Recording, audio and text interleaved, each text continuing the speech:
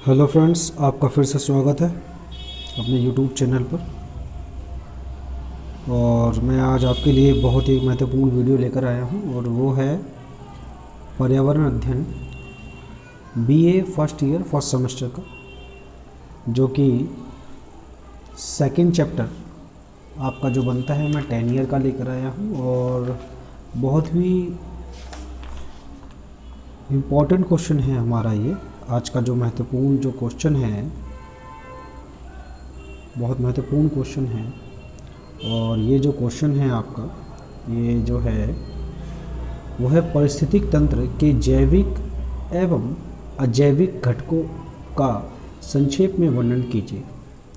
ठीक है, और ये बहुत ही इम्पोर्टेंट क्वेश्चन है हमारा ये, और इसी को हम समझने वाले हैं। और अगर ये क्वेश्चन आ जाता है पेपर में तो आपको कैसे लिखना होगा वो भी मैं आपको बताऊंगा। इसका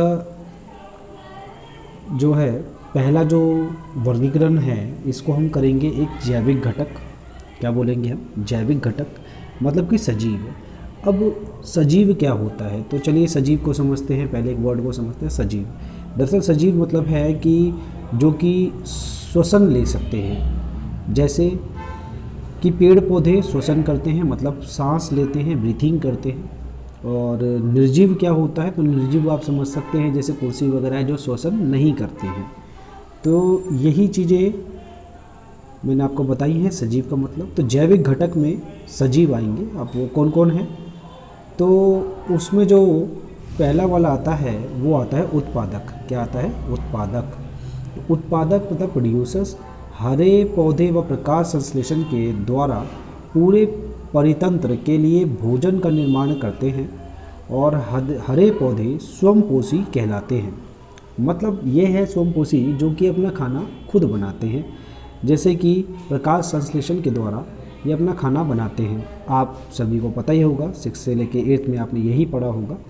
और इसी प्रक्रम को के लिए मिट्टी से जल के एवं पोषक तत्व, वायु से कार्बन डाइऑक्साइड प्राप्त करते हैं और सूर्य से सौर ऊर्जा अवशोषित कर लेते हैं। तो जिसमें कि आपने फोटोसिंथेसिस भी नाम सुना होगा, तो वो फोटोसिंथेसिस नाम इसी का होता है। ठीक है जी, आगे चलते हैं। आगे है हमारे पास उपभोक्ता। उपभोक्ता मतलब होता है कंज्यूमर। क्या होता है जी? कंज्यूमर। कंज्यूमर को समझते हैं। तो ये विषमपोषी कहलाते हैं, जो स्वयंपोषियों द्वारा संश्लेषित किए गए भोजन को खाते हैं। जो स्वयंपोषी जो होते हैं भोजन, उसको ये संश्लेषित कर कर ये खाते हैं। भोजन की पसंद के आधार पर इन्हें 3 वर्गों में बांटा जाता है। मतलब कि 3 वर्गों में बांटा जाएगा इसे, शाकाहारी, मांसाहारी और सर्वाहारी। ये आपने 6ठी क्लास के चैप्टर में पढ़ा होगा और समझा होगा। तो शाकाहारी क्या होते हैं, तो शाकाहारी होते हैं जैसे गाय, हिरण, खरगोश।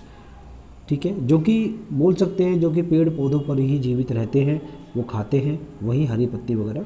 मांसाहारी वे जंतु होते हैं जो अन्य जंतु को खाते हैं। सर्वाहारी ये हैं कि जो जंतु भी खाते हैं और पेड़ पौधे पर भी जीवित रहते हैं। तो अगला हमारे पास होता है वो होता है अपघटक। तीसरा हमारे पास कौन सा है? अपघटक है। तो हम इसको पढ़ने वाले हैं।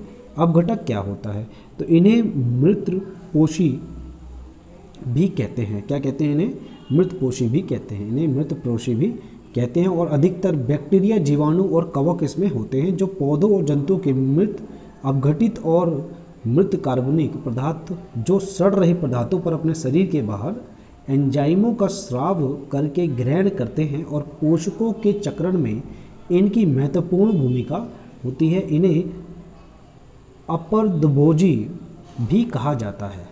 ये था आपका अपघटक। अब चलते हैं अपने खा में, जो हमारा वर्गीकरण था। पहला वर्गीकरण जो था हमारा किस किस में था? पहला वर्गीकरण था उत्पादक, दूसरा उपभोक्ता, तीसरा अपघटक। अब आते हैं अजैविक, जो कि हम निर्जीव बोलते हैं। अभी मैंने आपको बस समझाया था कि निर्जीव क्या होते हैं। तो निर्जीव को समझते हैं। निर्जीव में एक भौतिक कारक आते हैं, अकार्बनिक पदार्थ है और कार्बनिक पदार्थ है। चलिए इसको पढ़ते हैं। तो सूर्य का प्रकाश, तापमान, वर्षा, आर्द्रता, दाब ये परितंत्रिक में जीवों की वृद्धि को सीमित और स्थिर बनाए रखते हैं, जो कि भौतिक कारण है, जिसे हम फिजिकल फैक्टर्स के नाम से भी जानते हैं। अकार्बनिक, अकार्बनिक क्या कहता है? अकार्बनिक कहता है कि carbon dioxide, nitrogen, oxygen, phosphorus, sulphur, sulphur जल, चट्टान, मिट्टी, अन्य खनिज जो होते हैं वो अकार्बनिक पदार्थ होते हैं। ठीक है जी। इसके बाद हम